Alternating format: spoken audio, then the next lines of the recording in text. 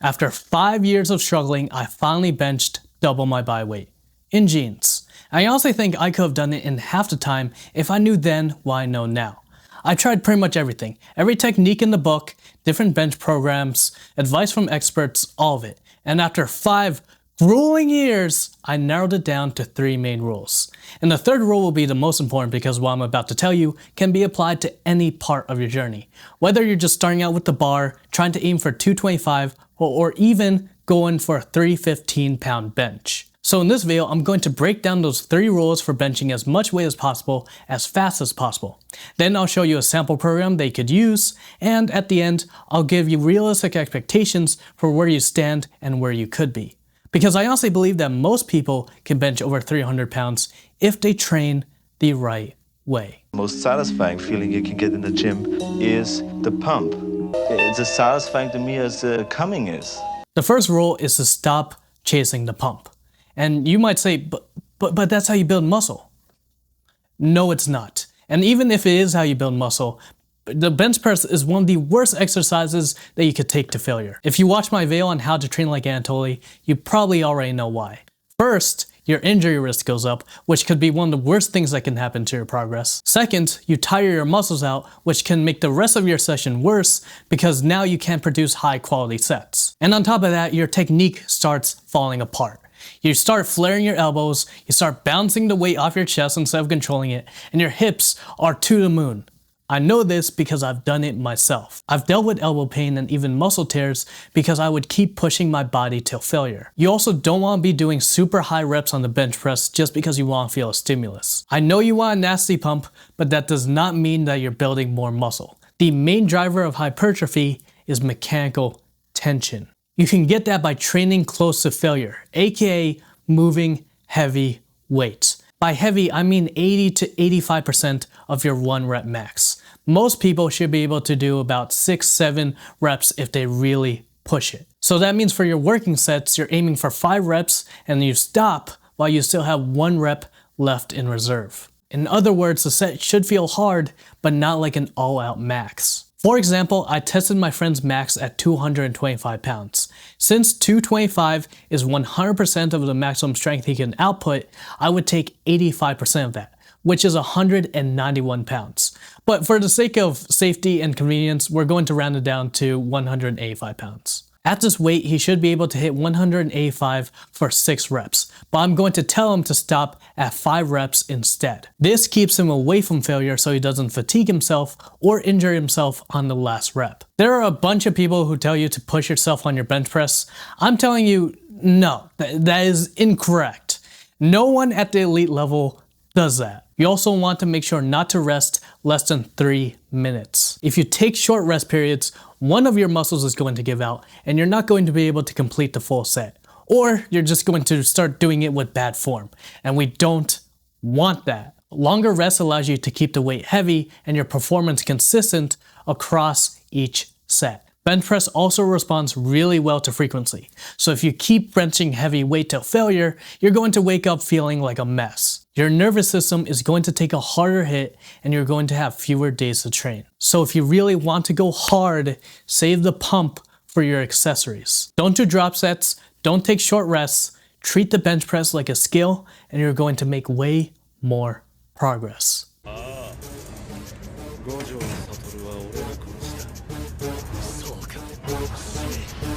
The second rule is to choose the accessories that actually matter. I tried pretty much everything, from bands and chains to spamming the overhead press. And I'll tell you right now, you do not need a long list of accessories in order to bench a lot of weight. The rule I like to follow is KISS. Keep it simple, stupid. A lot of these influencers recommend all these exercises, but everyone's body is different. Some people have bigger triceps and others will have a bigger chest. Your job is to figure out where that weak point is and hammer the exercise that actually brings that up. So if I have weak triceps, I'll literally just spam tricep extensions. If I have a weak chest, I'll spam the pec deck. I don't need 3 different exercises for one body part. That's just a waste of time. If you don't know where your weak point is, you can look at your bench.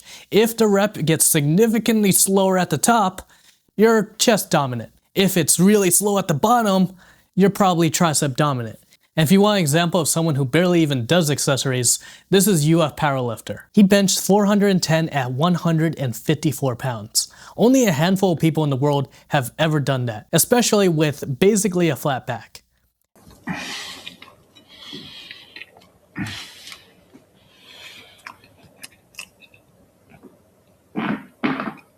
The third rule is to get bigger to bench bigger.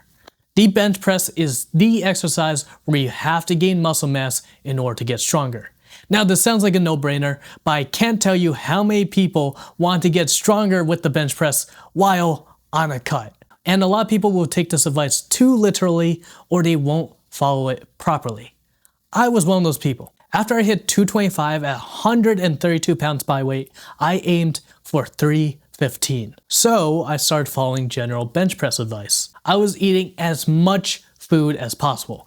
Burgers, fries, all the junk food. And yes, I did get stronger, but I also got a lot fatter. I started losing my abs, I got love handles, and I gained a little bit of body dysmorphia. So then I had this internal conflict of where I want to get stronger, but I also didn't want to look like a huge blob. I kept asking, do I keep chasing a bigger bench, or do I cut because I don't like the way I look? And obviously I want to look good. So once I hit a 300-pound bench, I cut right away and I lost a lot of the progress I had trying to hit 315. I then did the same thing again, but this time I did hit 315, but I hated the way I looked. So I cut again. It turned into this endless cycle of getting stronger, getting too fat, not liking how I looked, and then cutting. I finally decided to do it properly and I went on a lean bulk. That was the first time I was able to bench 315 while maintaining a flat stomach. And I kept a lot of my strength, so I didn't really feel like I needed to go on a cut and reset all my progress. If you want to bench more weight, you have to gain more muscle. The more muscle you have to work with,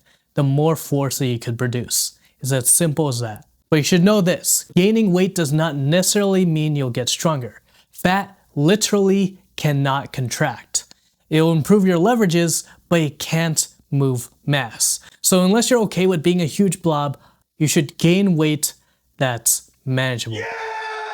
And if you want to bench press a lot, you also have to accept that you won't have abs anytime soon. That does not mean that you'll get a gut, but you probably won't see your ab line. I've met so many people who want to see their abs while also getting a stronger bench. It does not work that way. It is significantly hard to bring your bench press up while losing body fat at the same time. If you can see your abs, you're probably not bulking hard enough. And if you're gaining more than 1 pound a week, you're probably going too fast. You should be gaining just enough weight to keep making progress without underdoing or overdoing it. I'll show you a sample program that you could follow. Remember, this is only a sample, so don't be afraid to change it based on your own needs. In the description is a Google Sheet for a free template for how I would usually structure a program. In this program, I usually do 2 days of intense bench press. If I feel like I could do more, I'll usually do 1 more day just to work on form. But in my experience, I found that 2 days is a sweet spot in terms of diminishing returns and just saving time. And I'll have both of those bench press workouts be identical. Of course, we'll have our warm-up sets, but once we hit the 85% range, our working sets start. I'll usually do 1 set at 85% for 2 reps, then I'll move on to 1 set of 93% for 1 clean rep. You should still have 1 rep left in the tank, and if you don't, then the weight is too heavy and you need to bring it down. After that heavy rep, I'll usually just spam sets at 85% for 5 reps each. That top set helps you get used to lifting close to maximal effort with good form.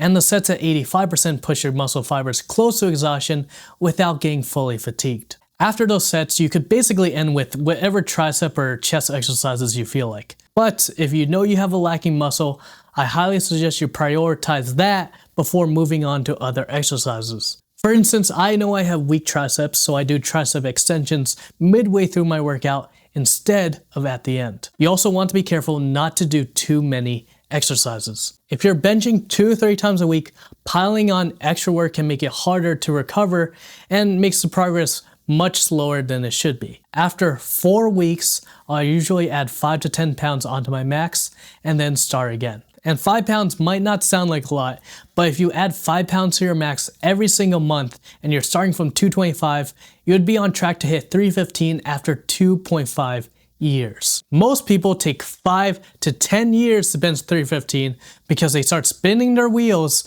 and they add weight on way too fast. Which is why you need to think long term, not short. We'll talk about where you stand and where you could be. If you're a beginner, you're honestly in a great spot right now. Your body is super responsive right now, your technique is improving fast, and you could probably add on a lot more weight to your bench than you think. Especially if you stop wasting your time jumping from program to program and just focus on getting stronger, cleaning up your form, and just being consistent. If you're benching 95 to 185 right now, hitting 225 is very realistic. If you're more intermediate, you probably already hit 225.